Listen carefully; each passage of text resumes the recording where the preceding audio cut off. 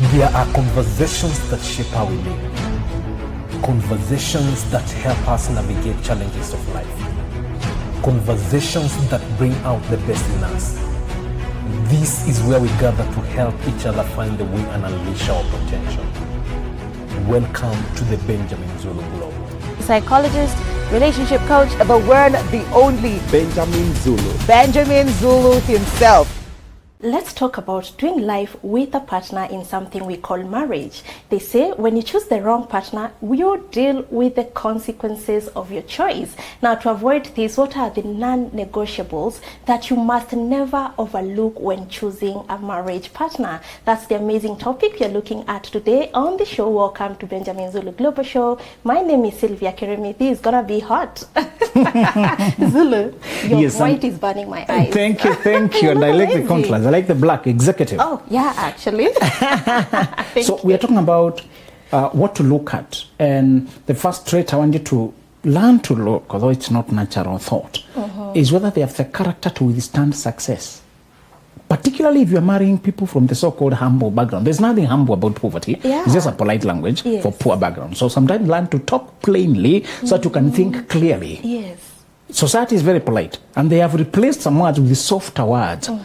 And it may lose meaning in your mind, but there's nothing about the humble background. True.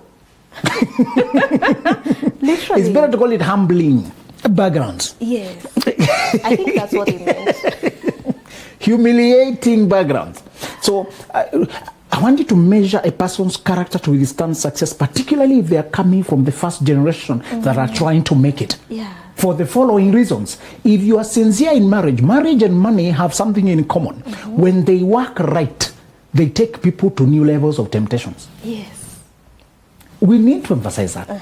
If you marry right, you collaborate, you partner, you support this person, you're faithful, you're focused, you're united. Wherever there is unity, God commands blessings. You are so united. Yes. You end up making it. You because you have two minds, you're collaborating, you're working together. Yeah. You get better. You cross that bridge of struggle. Yes. Okay, such that now after you pay all the bills, there's still 50,000 in the bank. After you've paid the bills, there's still money in the bank. Yes. You know, and the next salary finds some money there. Usually, the next salary finds nothing. Yeah. Many people don't have a bank account. They just have a highway where money passes. Yeah. They don't store. But now you get to a place where actually you don't have to run to the bank every end. You don't have to rush and withdraw everything. Yes. What if you get to that level? Now, get the following words. People from poor backgrounds, when they get to a place of privilege and abundance, they have a culture shock. Yeah. Culture shock that happens because of sudden release. Okay. Sudden freedom. Okay.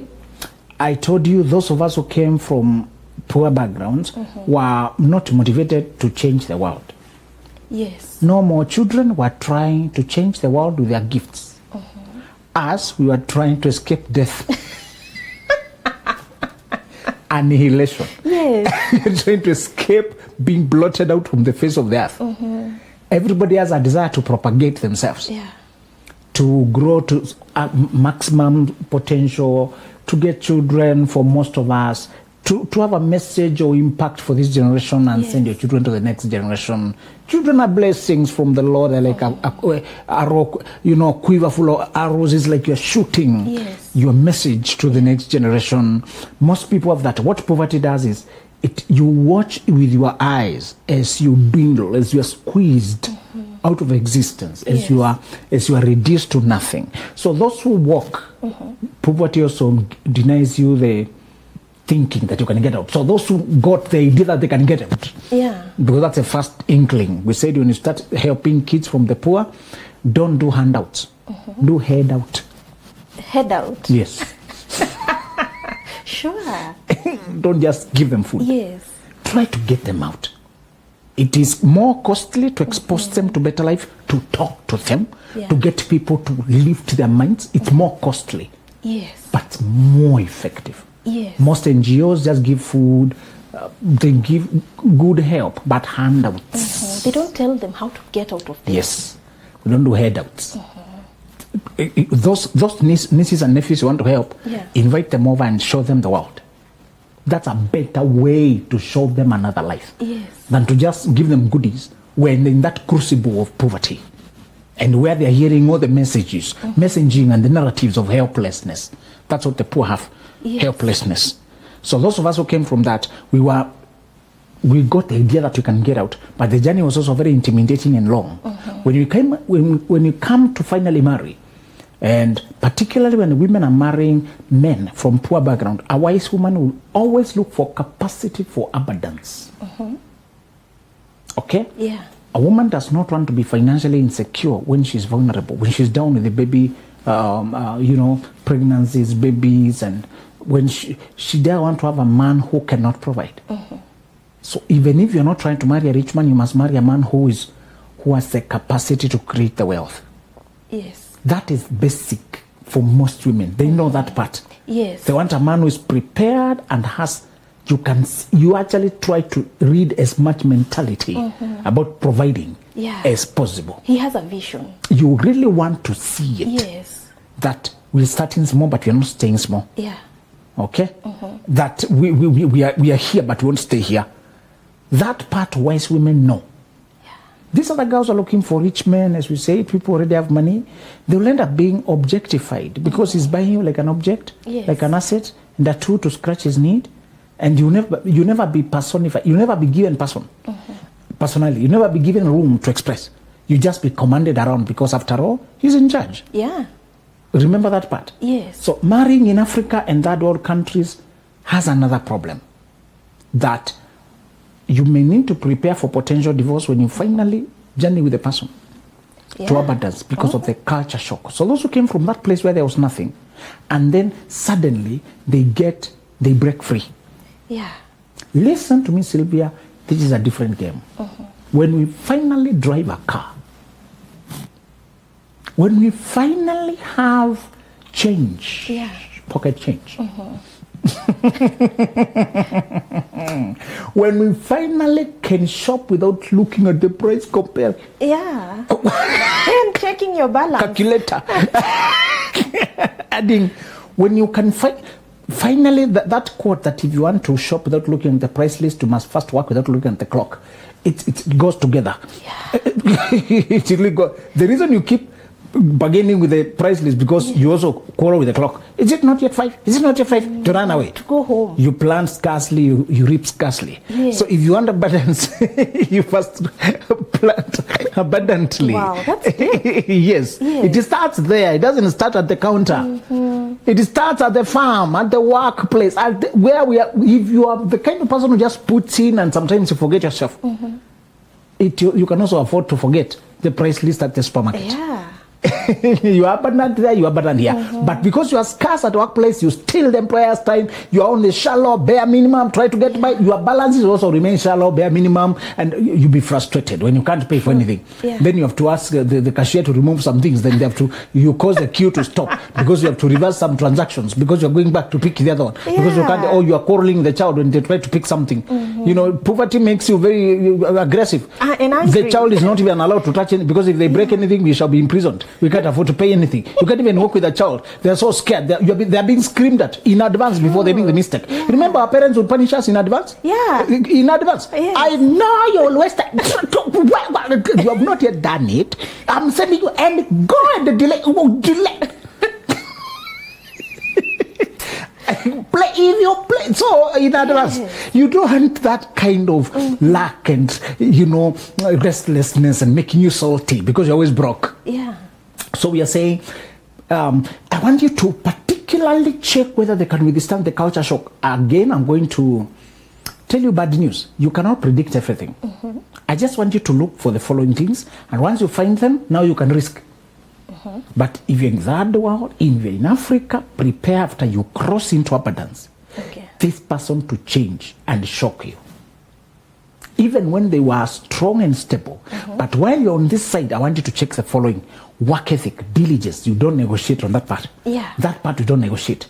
We said when you're raising children, don't compliment them for being genius or smart. Don't call your children that. You're poisoning them. Okay. It looks good. Yes. When you tell them you're so smart, you're so genius, I'm so proud of you, you're setting them up. Oh. Because if they fail, they'll think now they're not smart. When they make mistakes, they think now they're not genius. Okay. They'll be ashamed of it. They'll take it personally. So when you see your children doing things, don't compliment smart, genius. No, tell them, compliment the effort. I like how you have worked hard. Oh, you are so focused. How does it feel? You already read for that test, and look, you're passed. Or they show you what they have built. They have drawn something. They say, you are so focused. That's what you are drawing. How does it feel? Compliment the effort, the focus, the work. So that if in case they put the work, it doesn't pay off, they just go back and work again. Yes. They don't take it personally. Wow. So work ethic is not, we don't negotiate on work ethic. You don't get out when you're trying to look for shortcuts. Yeah. You don't look for rich women to sleep with. Rich men when you try to sleep around, try to gamble, when you try to do aviator. Have you noticed people, you find aviation college that has no aviation being taught there. you find aviator game when there's no aviation there. Yes. Be careful in society. So people playing things that are just fantasy. Yeah. Remember, the poor gamble because they believe they can find quick money, easy money. It's usually a lie to deceive the poor. Where the people don't do that. They know money comes from leverage. Okay? Yeah. I don't want to divert you too much, but you shall remember that the poor depend on labor, sweat, beasts of burden. They earn by lifting heavy Yeah. in the scorching sun, in the freezing cold. Sure. That's how they earn. The middle class, the landed poor. Where most people are. Yes. Yes. They sell their time. They really must work the whole month. They must clock in Yeah. and clock out. They are skilled. That's why they sell time. Yes. They have a degree, certificates here. They call themselves professionals. They sell. Oh, 2 person. Okay. That was personal. They sell time. They must clock in. Yes. They're paid. It's calculated per time. Yes. When you're absent, they start deducting. True. The leave days are calculated. Yeah. If you want, you add per time. So because they sell time, theirs is skilled labor. That's why it's counted per time. They are also very limited. They are paid by job groups. Somebody else determines how much to pay with this kind of people, and they group you job groups. Yeah. So demands and supply controls them. They are better off because you don't see them suffering like the beast of burden lifestyle with the poor. Yes. But they're still very vulnerable and exposed. They're rich, they're wealthy. Sell what? Leverage. They sell their mind. They sell their masterfulness. They sell solutions. They are not limited with labor and time. They can come to the ship that was stuck at sea, and they brought the engineer because they've been stuck there for weeks. They couldn't fix it. The internal mechanics couldn't fix it. This engineer came and looked for that. Means just tapped with a hammer and it ignited and went and sent them a very huge bill of $10,000. No, you are here for only that means. What are you charging that? Can you send us itemized bill? Did you charge that? He said, you only tapped the hammer, my friend. He said, okay, tapping the hammer was $1, but knowing where to tap is $9,900. It's a master.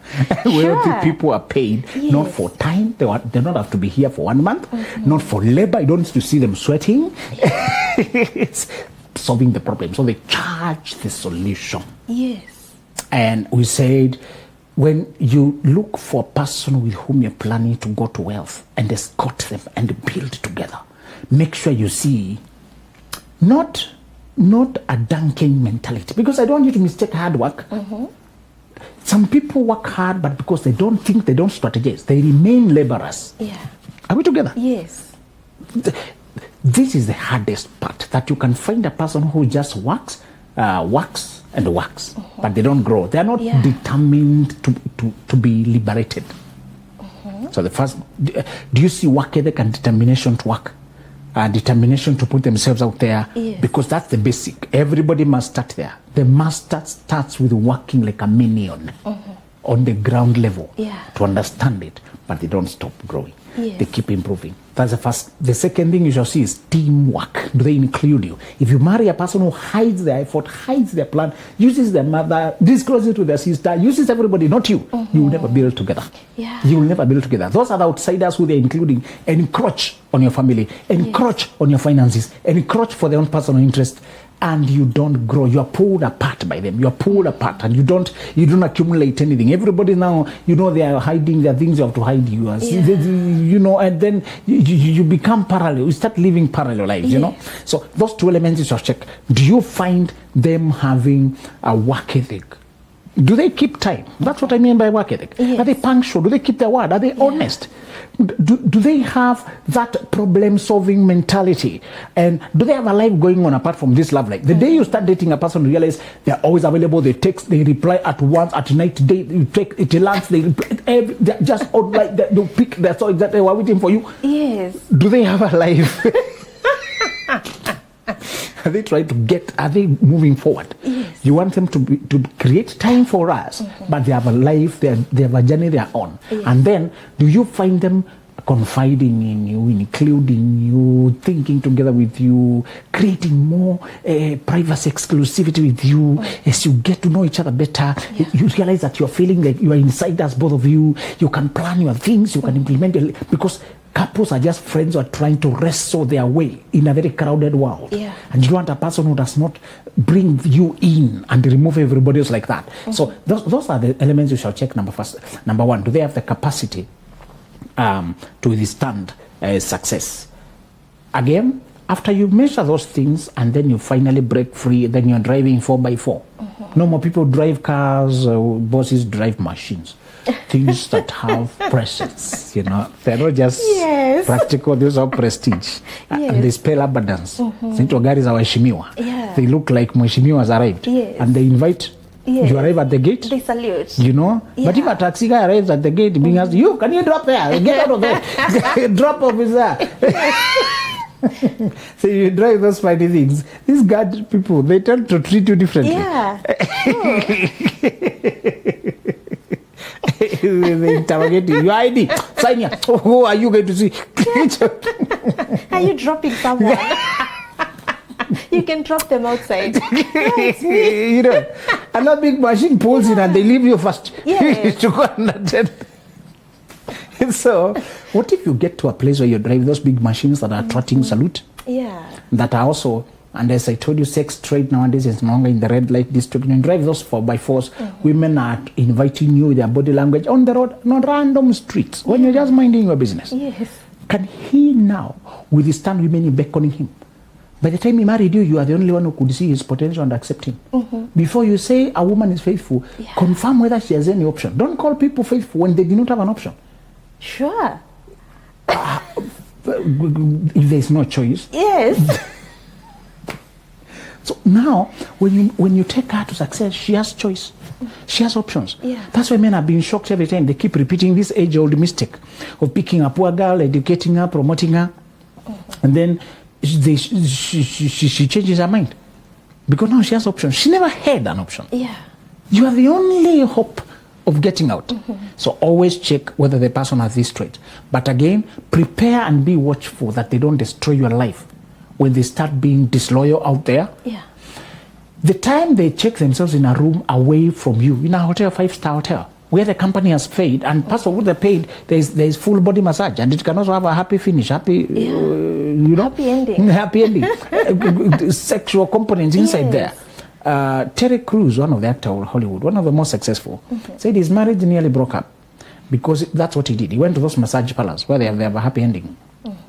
And the wife sensed that something had happened. Kept asking him for 10 years. He kept denying. 10 years. Yes. When he finally admitted, they nearly parted ways. They rebuilt, but after a lot of shock. Because of the culture shock that now you're being treated like a boss. You arrive and everybody is worshipful, And imagine a lady who you've placed her in the big four. You've educated her until she has gone to work with big companies now. And there are big boys there offering her Porsche. You're still saving up to buy Paso. Okay, no problem with Paso. But you're applying Sacolon, they refuse the first time, now you're dropping up. So you're struggling. to buy a basic car. A big boy tells her, you beautiful girl like you, why are you struggling? I've been seeing you here walking. It's not good for beautiful creatures like this to struggle, not when we are around. What does it take for you to, which is your favorite car, by the way? Temptations. If your husband does marriage well, he will expose you to other men better than him. That's a silent knowledge for every gentleman. If he treats you right, you will be spotted by men who are better than him. Yes. If you raise your man right, clothe him right, support him right, you will expose him to women who want him. Yes. And they are finer than you, romantic than you. And many of them want no strings attached. Now, I'm not talking about somebody trying to marry him. That's too far. They don't want to take him away. They just want a part of him. Not the whole of him. That is because it's a very tempting offer. Yes. Nobody needs to know. Some of these men actually can take my wife to a job I could never take her to. Yeah? My friend. Yes. When you do your marriage right, you put your partner to a place where it's only their character that can protect you. When you do marriage right, it will place your wife in front of a table where she went for board meeting, and she's being preferred, treated right. How people are happy that there's a decent lady here. How did you manage to get here when you're so young? Oh, I like you hardworking, and I don't mind. Here's my card. If you need anything somewhere in Dubai, I have all connections there. Dubai, all connections. So you need to import anything from China, I'm always doing that. You want a family holiday? They will treat you with your family, and then the guy seated. That's how we have been treated. And then guy, he has doubts. Oh, these holidays, all these treats. So it's possible that I will place you on a table of temptations, and I'm only relying on your faithfulness. And it's our support. It's the fact that I trusted you. Don't forget that. That you're being sent to Dar es Salaam for your company, to represent your company for a 5-day conference, and the people you are always there. Big fish. And me, I've been left with children. I'm taking care of everything. I'm holding you up. We are together in this. I am protecting you. And people say, why are you allowing a woman to marry? I'm saying, no, I trust my...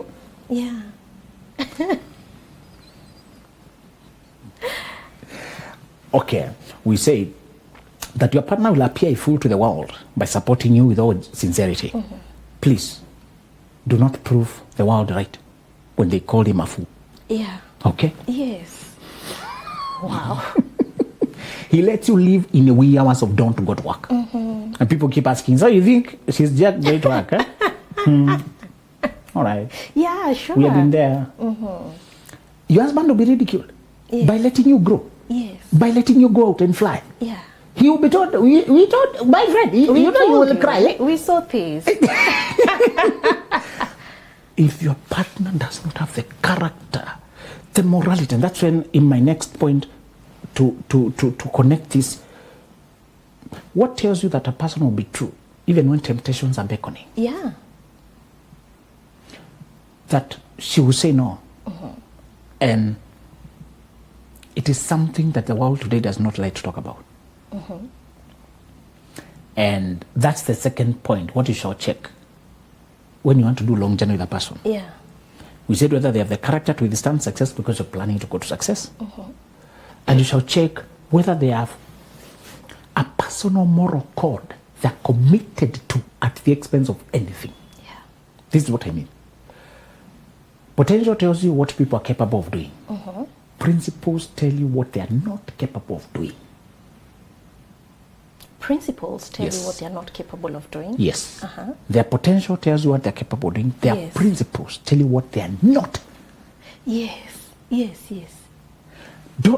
Because you're coming from poverty, you are going to value talents and hard work. We started there, right?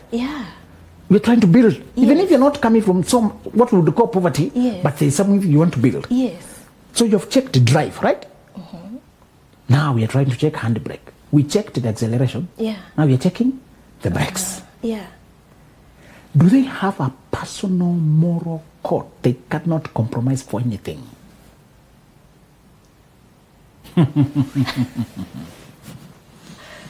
That is your only security.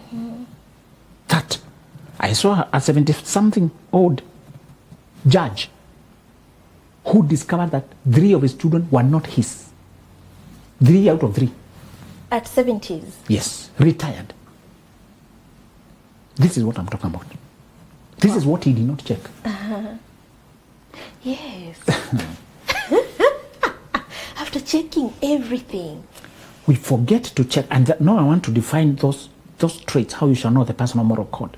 That the person won't compromise for anything, for any amount of money, for pleasure, for secret sexual pleasure, Yes. for affairs, for lavish life. They usually constitute religious convictions. Yeah.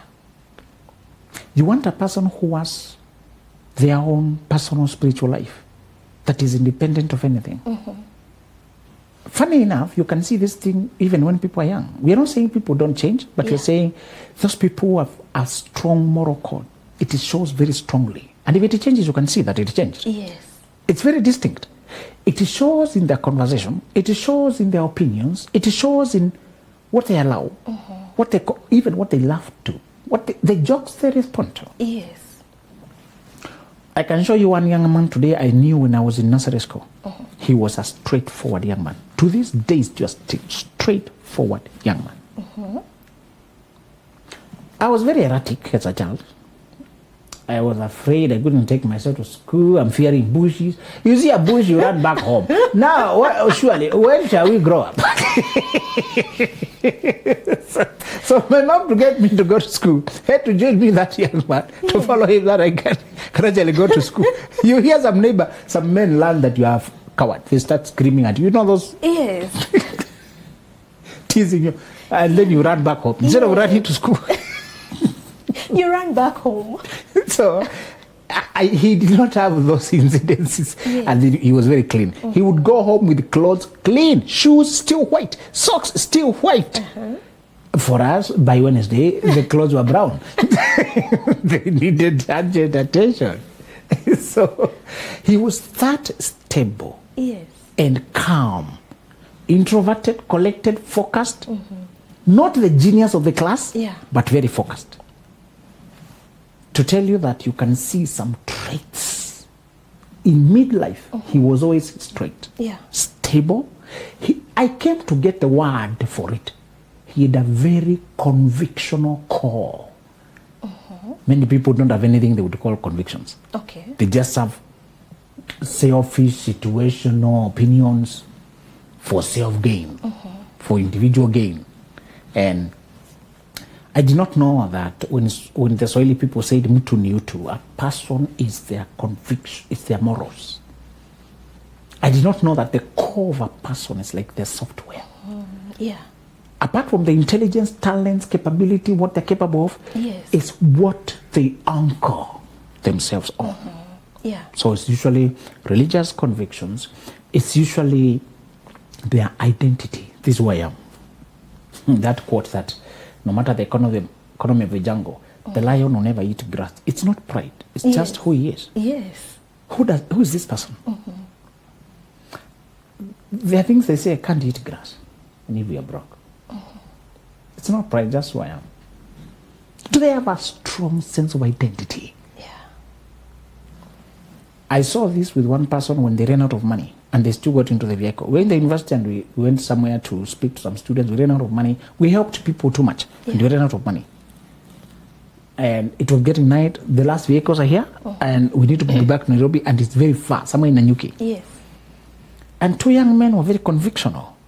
They just got into the vehicle and sat down. And I'm like, hey, you need a lot of money to pay this. You don't have. So we'll get it. It's impossible for us to be stuck this far from home. We'll figure it out.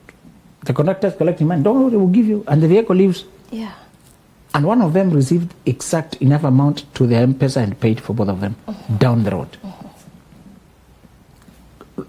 That is the identity. I don't get stuck. I always find help. Identity. Yes. It's your identity that tells you, I can't do that. That's not who I am. So that's how I know you will be in front of millionaires and you are spending in Dar es Salaam the whole weekend with them, and they just want you to keep them company. Yes. Let me tell you another scary scenario. Very scary.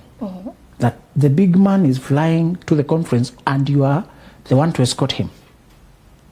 And you are my wife. Yes. The big man, you are the admin.